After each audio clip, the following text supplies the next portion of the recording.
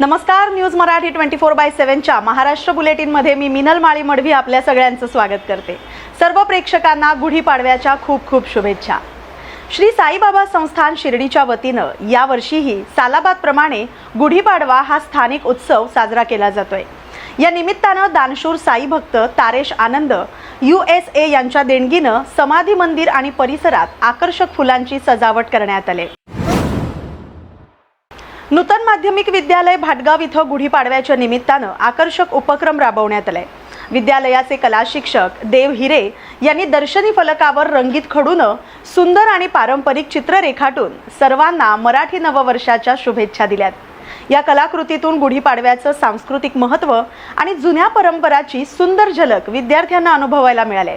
विद्यालयाच्या या उपक्रमाचं सर्वत्र कौतुक होत आहे। स्वतःला ज्योतिष म्हणवणाऱ्या स्वयंघोषित कॅप्टन अशोक खरात याला अटक करण्यात आले।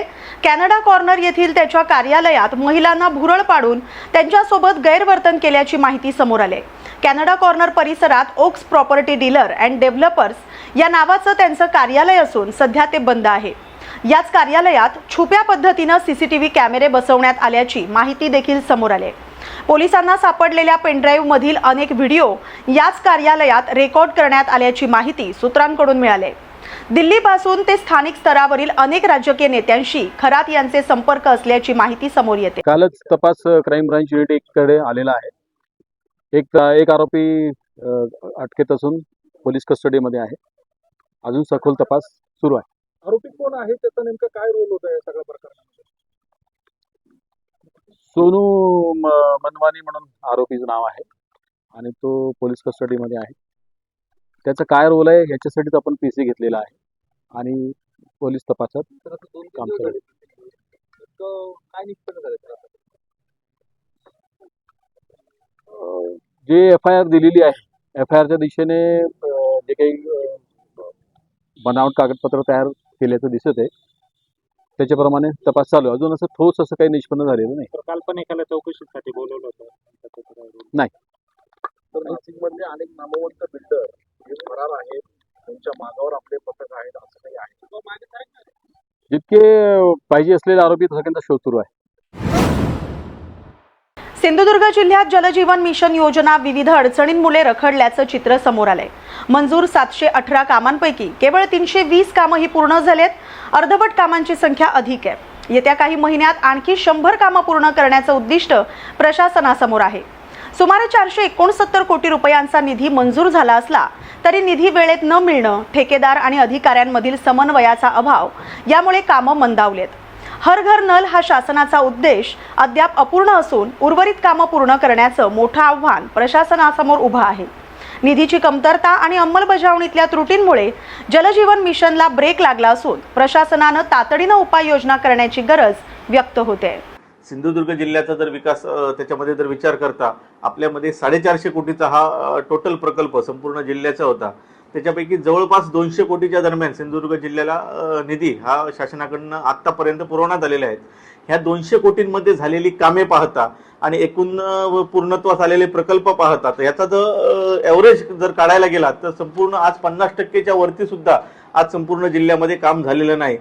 अनेक ठिकाणी विहिरी खोदण्यात आलेल्या आहेत, अनेक ठिकाणी नुसते टाक्या बनवण्यात आलेल्या आहेत, काही ठिकाणी पाईपलाईन करण्यात आलेली आहेत, परंतु अधिकाऱ्यांचा याच्यामध्ये उत्तम प्रकारचा समन्वय नसल्यामुळे ठेकेदार आणि अधिकारी याच्यामध्ये जवळपास झालेले 200 कोटी खर्च हा आजचाच अधांतरी आहेत।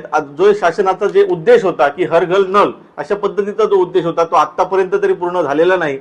ज्या काही हाताच्या बोटावर मोजण्या एवढे प्रकल्प जे पूर्णत्वास आलेले आहेत ते अधिकृतपणे ग्रामपंचायतीने हस्तांतरित करून घेतलेले नाहीत। कारण का तर त्याच्यामध्ये सुद्धा काही जनतेच्या तक्रारी आहेत, कामाच्या बाबतीत असतील, कामाच्या क्वालिटीच्या बाबतीत असतील किंवा एकंदर पाण्याचा जो प्रेशर असेल या सगळ्या संदर्भात लोकांच्या तक्रारी असल्यामुळे ग्रामपंचायतीने अद्याप ते प्रकल्प आपल्याकडे हस्तांतरित करून घेतलेले नाहीत। एकूणच सिंधुदुर्ग जिल्ह्याचा जलजीवन प्रकल्पासंदर्भात आपल्या चॅनलच्या माध्यमातून आमची अशी विनंती आहे की नवनिर्वाचित जिल्हा परिषद बॉडीने जलजीवन मिशन या संपूर्ण प्रकल्पाकरिता एक आढावा मीटिंग या संदर्भात घ्यावी, विशेष आढावा मीटिंग, आणि पालकमंत्र्यांनी त्याचं नेतृत्व करावं आणि आतापर्यंत जे काही ग्रामीण पाणी पुरवठा यंत्रणेने केलेले काम आणि त्याच्यामध्ये प्रत्यक्षात झालेले काम याच्यामध्ये आढावा घेऊन हा प्रकल्प जास्तीत जास्त कसा पूर्णत्वास येईल आणि केंद्र शासनाचे जे काही ज्या गोष्टीसाठी निधी आपल्याला मिळालेला आहे त्याचा वापर लोकांपर्यंत कसा होईल या दृष्टीने आवश्यक उपाययोजना कराव्यात।